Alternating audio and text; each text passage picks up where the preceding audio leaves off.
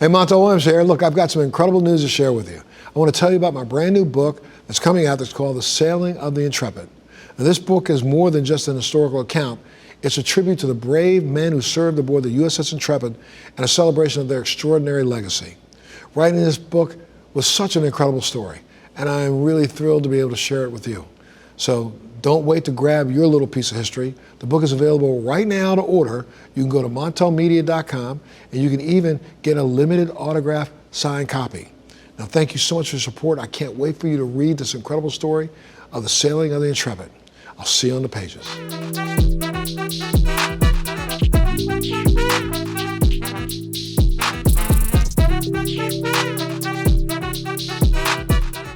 Well, hey everyone, how you doing? Welcome back to Free Thinking with Montel. I'm your host, Montel Williams, and today we're diving into a story of resilience, redemption, and reinvention.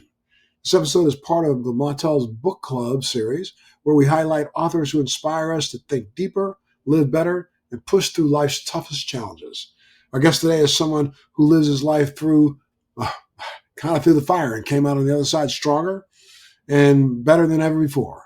He's an entrepreneur, a musician, an advocate, and now an author of his own new book, which is called Live a Little Better: One Man's Journey of Survival, Sobriety, and Success. It's a raw and powerful account of his life, from a chaotic childhood marked with addiction and neglect to building a thriving moving and storage business and becoming a voice for autism awareness. Please welcome Mr. John Beyer to the show. John, thanks so much for being a part of Free Thinking today, sir. Thank you. Nice to see you. Good to see you too. Look, your story is incredible. It's heartbreaking, it's inspiring, it's so deeply human. Let's start at the beginning. In Live a Little Better, you paint a vivid picture of your childhood. You grew up in a home marked by addiction and neglect. Can you share a little bit about what that was like and how it shaped the person you are today? Yeah, my parents were bona fide alcoholics. They were both alcoholics. My father was an everyday drinker, and my mother was a mad periodic. She could stay kind of dry for weeks, and then she could stay drunk for weeks or even longer. And they got a divorce of a matter of course, and we moved into Left Rock City, Queens, which is a big housing complex in Queens, right on the Long Island Expressway. I don't know if you're familiar with it or not, but that place had its own life to it, its own vibe to it. And we'd come from a building in the Bronx, a very nice building, where they would actually open the door for you. My dad was a successful photographer at one point, but he drank all that away. And overnight, we moved into Left Rock, which was a step down. It was a nice middle class community when we first moved in, and then it changed overnight quickly. And overnight, we had eviction notices on the door, and the refrigerator was empty. My father was gone. He only lived 7 miles away in Jamaica, Queens, with his mother. He lost everything, and Child Protective Services was coming all the time. They asked me if I was abused. I wasn't abused. I was neglected. I wasn't getting fed. I had two older sisters. They took off. So yeah, it was rough there for several years. It was very rough.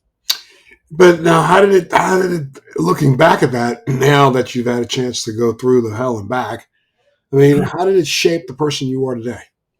Well, one of the things that I remember from my childhood early on, I was maybe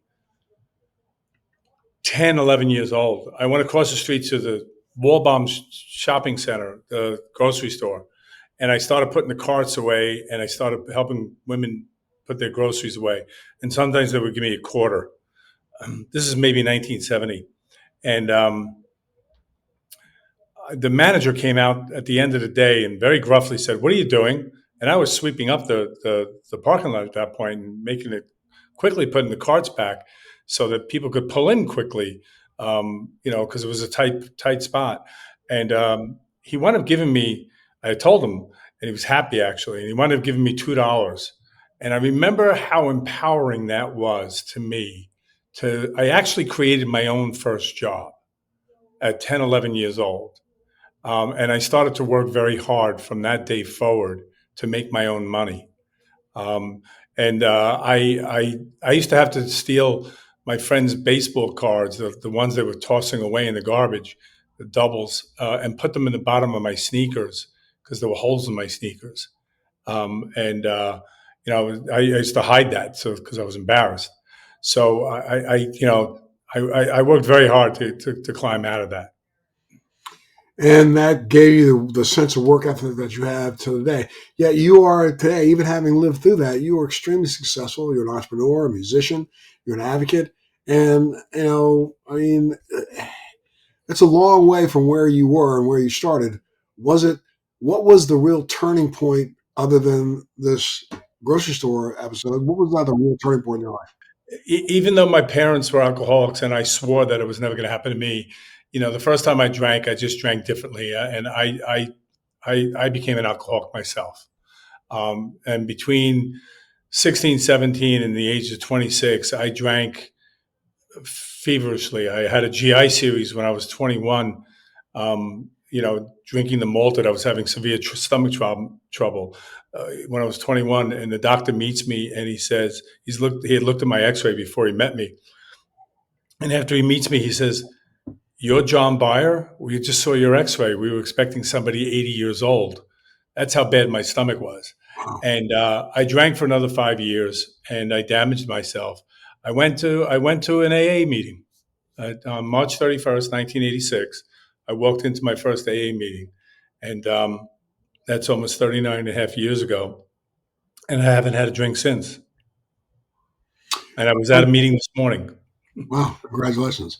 And I Yeah. mean, that journey, again, starting in 1986, what was one of the most surprising things that you learned about yourself during those decades of the recovery? The thing I would tell you is the most memorable thing for me is that my first anniversary, after being sober 1 year, I remember standing up there getting the coin. Everybody gets a coin. And I remember thinking to myself, I just stayed sober a year, and I didn't even know that people didn't drink. To me, everybody drank. I came from such an environment of drinking. And I stood up there and I said, wow, I can do and have and be anything I want in life. And I felt that way for the first time in my life. I actually felt worthy for the first time. And I worked hard and created I got into the moving and storage business. I had dropped out of college as a result of my drinking. I never finished. I have 30 some odd credits after 2.5 years of attending a state school. I was an English major, and I liked poetry actually, which leads to my music later on, obviously. I've always had this creative urge. But yeah, and that was it. I mean, I started this moving business. I put the blinders on, and I built a business and an empire and a brand on Long Island. We're one of the largest. They're the largest independently owned first generation moving company on Long Island, which is a big market. Wow. Well, sobriety is a journey, not a just destination. It sounds like you've embraced that journey fully, but you really didn't stop there. You went on to build not only a successful business, Men on the Move.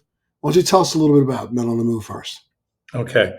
Men on the Move is a first class moving and storage company. We move people from Wyandanch, New York, to mansions on the Gold Coast of Long Island. I've moved a lot of famous people, past current president.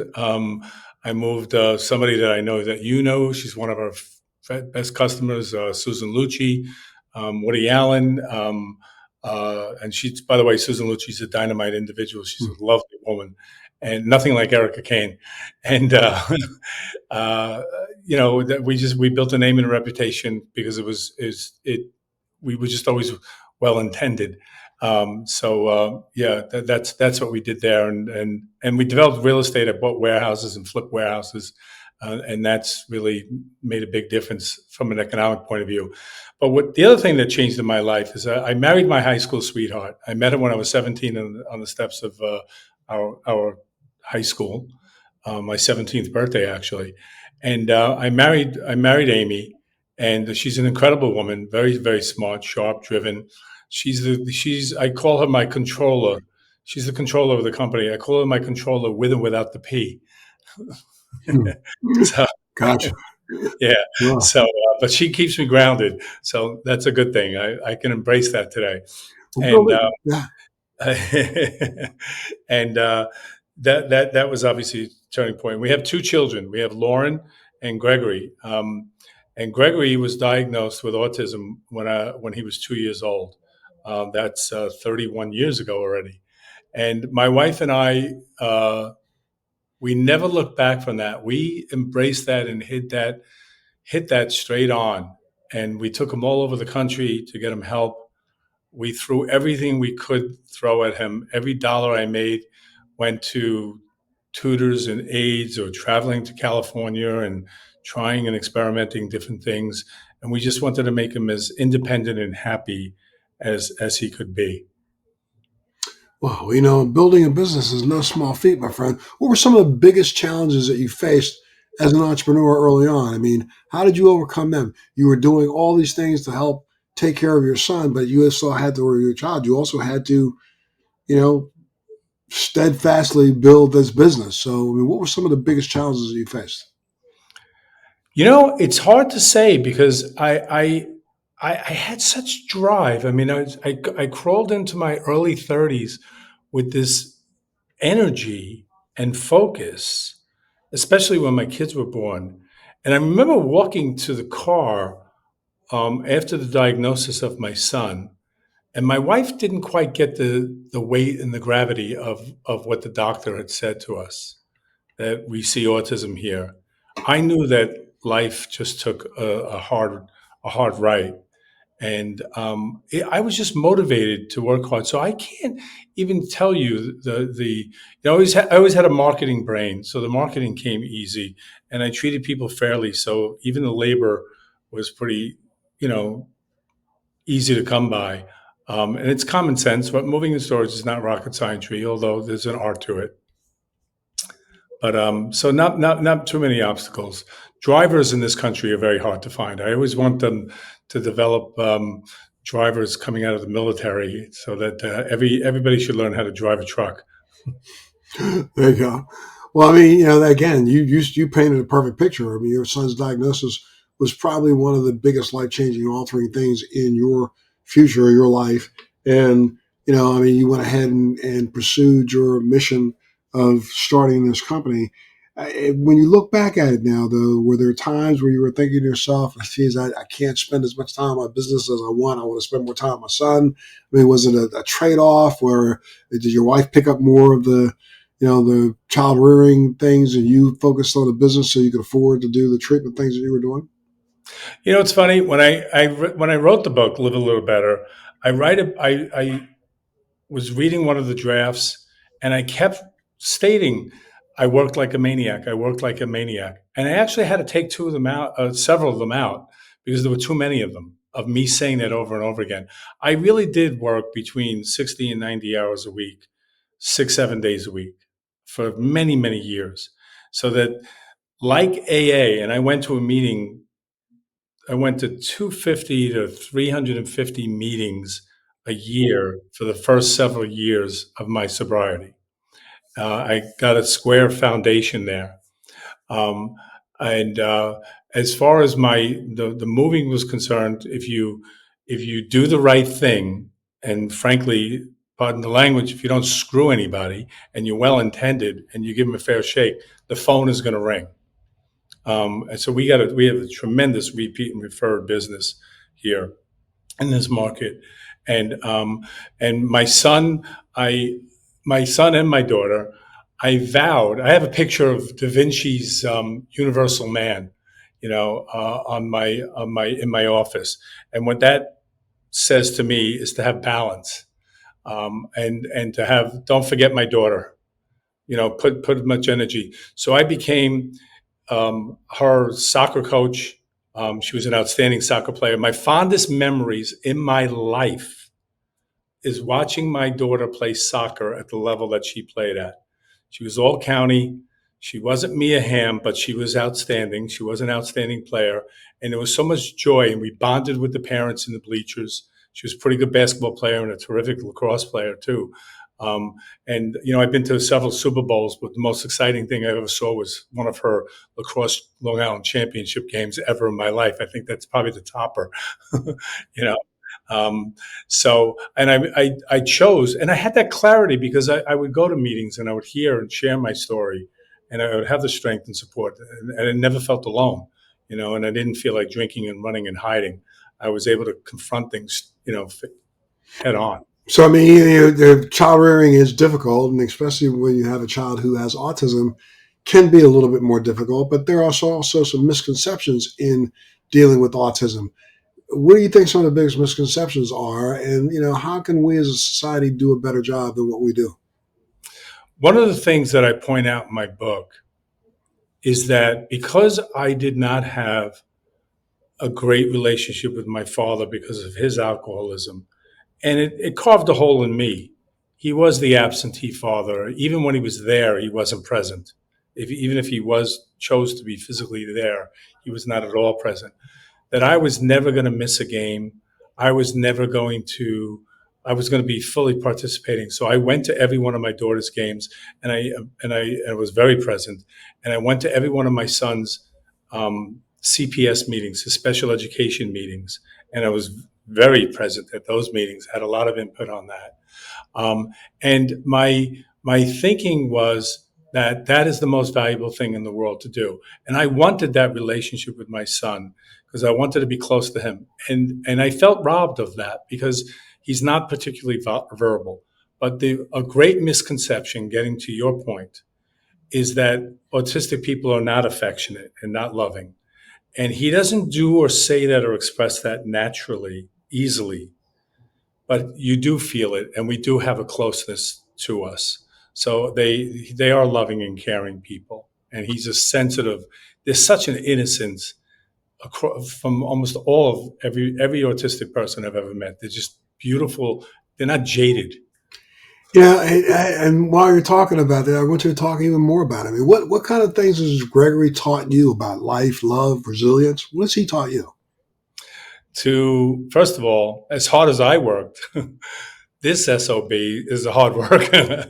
When you teach somebody, behavior modification and discrete trials, just to look at you, they're going to get an M&M because they looked at you because he had no eye contact. He didn't say his first word was apple. He didn't say this word till he was 3.5, 4 years old, or he still doesn't use full sentences today, and he's 33 going on 34. He still speaks in staccato sentences. So he's taught me to persevere, to be resilient, to be kinder and gentler, because you want people to be kind and gentle to him, and Patience. other people like him. He's taught you patience. Yeah. Oh boy. Oh boy. Hmm. Big time. You Yes. know, and one more time, give the name of your book real quick so people can know and where they can go pick it up. It's called Live a Little Better. Live a little. It was my daughter talked me into writing this book. I had read a book that I found interesting, and was sharing my enthusiasm about that. And she just turned and looked at me and said, "You need to write a book. You have changed people's lives. You're going to inspire people. It's not just a rags to riches type of story. It's not at all that, really. It talks about the trials and tribulations of life, not just my alcoholism and recovery, my son's autism. There are other elements in the book." And I know there are people who have had a lot more challenges and who have achieved a lot greater things than I have. But I did have a story to tell, and I think if you want to inspire somebody, or if you have anybody with a substance abuse problem in your life, this will, I think, will help them. Now, your book covers the fact that you talk a little bit about when you hit rock bottom and before you started seeking for help. What advice would you give someone else out there who feels that they're at their lowest point right now and they don't know where to start? Well, the interesting thing about this is that when I was 26 years old, I was kind of moving. I was moving furniture. I was bouncing from job to job. I was a bartender. I dropped out of college. And I was moving furniture part time, and I was lost. I had cracked up cars. I was sued for $2.9 million back in 1979. That's like 12, $13 million today. And I was totally lost. And I would tell somebody that you're not alone. I thought I was alone. I didn't know any better. I thought I had to fix all my problems by myself. The first step of AA, it's actually the first step of any 12-step program because they're all adopted from Alcoholics Anonymous, is very important there. We admitted we were powerless over alcohol and our lives had become unmanageable. Unmanageable is a kind word for the state of affairs my life was in when I was 26 years old. I'm going to give you a quick story about my first day of sobriety. Sure. I came to, the clock said 6 o'clock. I drew back the dark curtains, and the sky was a medium blue. This is in the book. And I could not tell if it was AM or PM. Can you imagine that, Montel? Right. You come to. I didn't wake up. I make that distinction. I came to, and I did not know if it was light, day or night. And it turned out it was the morning. And in the weeks preceding that, I would share. This is a little gross, but I got so bad that I sat on the edge of the bed, thinking that I was on the toilet bowl. Mm. That occurred to me. And I was this big, strong guy who was a bartender and very entertaining and outgoing and gregarious and or lifting furniture, dresses over banisters if I had to. And yet that was the dark side that I was living and hiding. Yeah. You've faced so many challenges in your life, from addiction to your personal tragedies.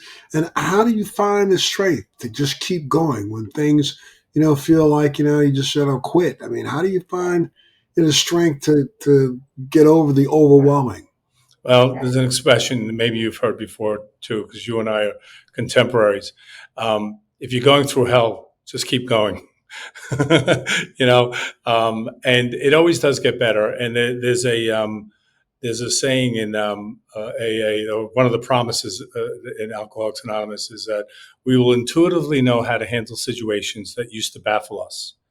Life comes at us all, and through the principles of this program, I don't react. 90% of the time, I don't react to something. I respond to it. I'm measured. I think about it. And what I have learned over the years is that if I have a situation, good, bad, or indifferent, most of the time that situation changes somehow, or my perspective on it changes. One or the other, invariably that occurs. So again, it's the same thing as, if you're going through hell, just keep on going. Absolutely. Look, music has been a big part of your life. How has creating music helped you process your experiences and really express yourself? My mom used to make me sing when she was drunk, and I was a little kid. She used to make me sing to Andy Williams and Frank Sinatra and Nat King Cole and people like that, Tony Bennett. And I loved it. I loved the attention. You see these albums behind me. Some of these albums covers, they're all up there. You know what I mean? I got everybody. I got Michael Jackson, the Beatles, Sinatra. And that's the music. I love music. It was an escape for me when I was younger. I did make the high school for music and art for singing. I always loved it. I sang at people's weddings. Never took it seriously. My daughter was getting married, and about 7, 8 years ago, I decided to take some piano lessons, only to learn that I was not a gifted piano player. But what came out of that was that I wound up writing my first song, which is called Not Just Any. And I wound up going into the studio and recording it. And that's what she and I danced to while at the daddy-daughter dance or the Gotcha. wedding. It was really a special moment. We have a musical connection. She and I were very close. And music saved me. It was a refuge when I was a kid. We had a terrace in Lefrak City, and I used to sit out on the terrace listening to the radio and trying to drown out the insanity that was occurring inside the apartment. Gotcha. Yeah. And, I mean, in your book, you talk about the importance of therapy and support systems. How do those kind of relationships help you heal and grow? And, what would you say to someone who's hesitant about seeking out help or seeking therapy? Yeah, listen, everybody needs help at some time in their life, whether that's medical, emotional, psychological. Everybody does.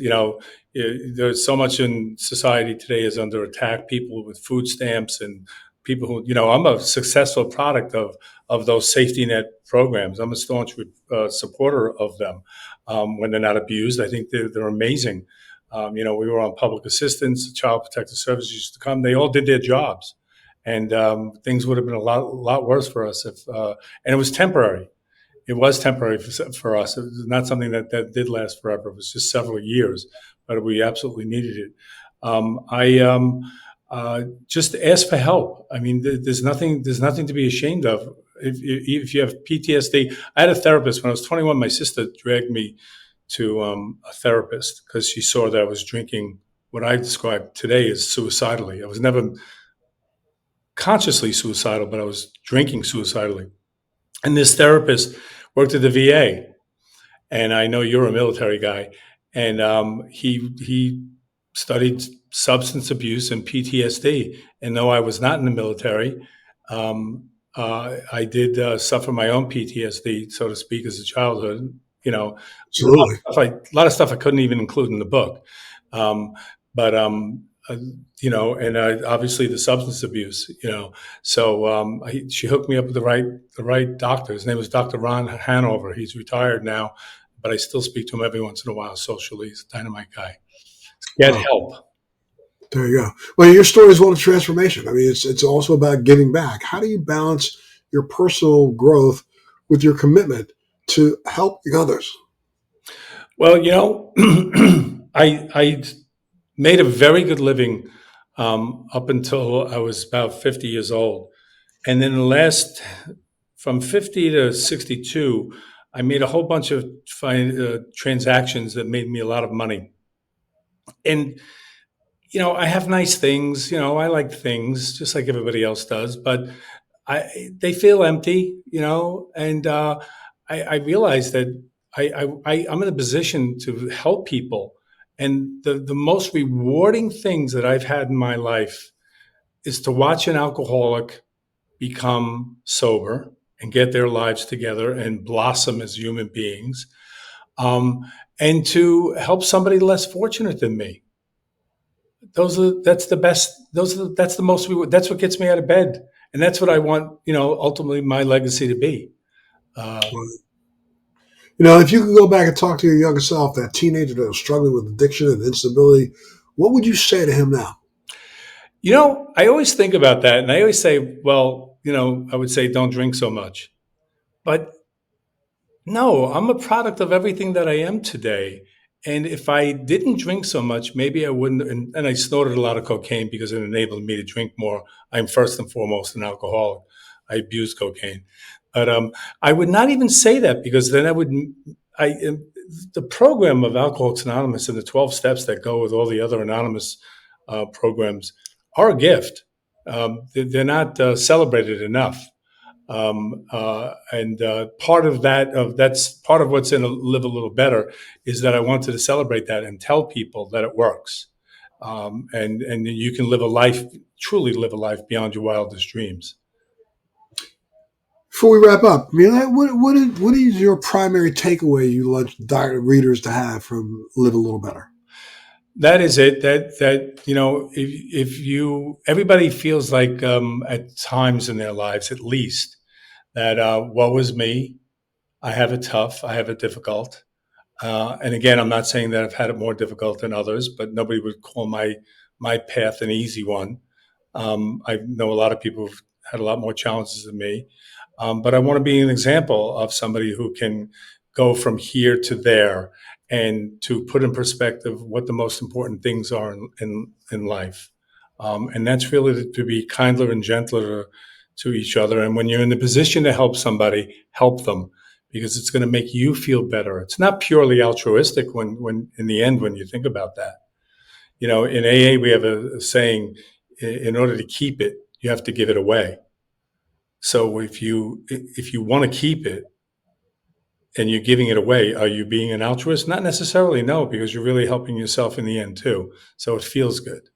It feels good. How's your son doing now? How's your family? He's good. He's good. My son is living very close by, all by design. He lives a couple of miles away, in a house with two other young gentlemen like him, and there's a woman that monitors their behavior.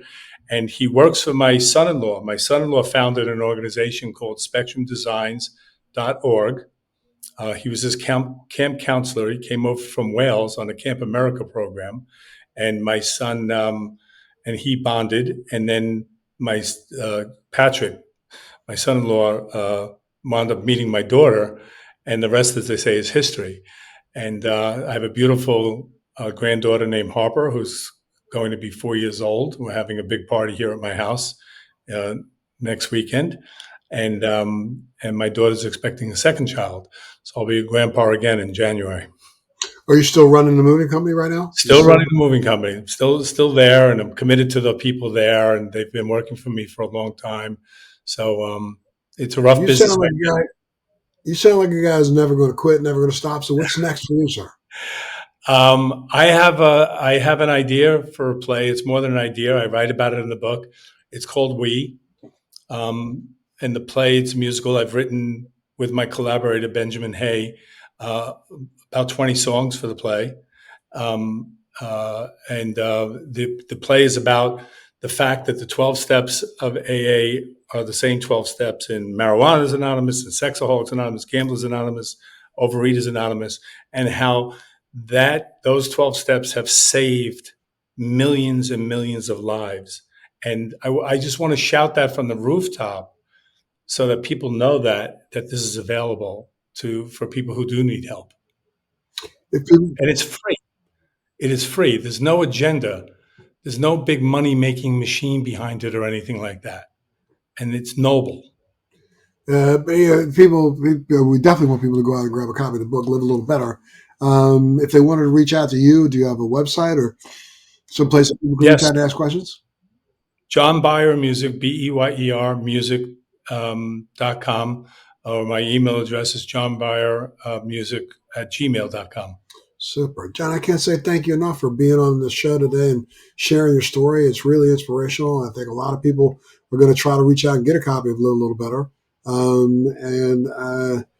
I think it's a must read, especially for those who are going through issues where they need just a little inspiration to understand that you can get to the other side.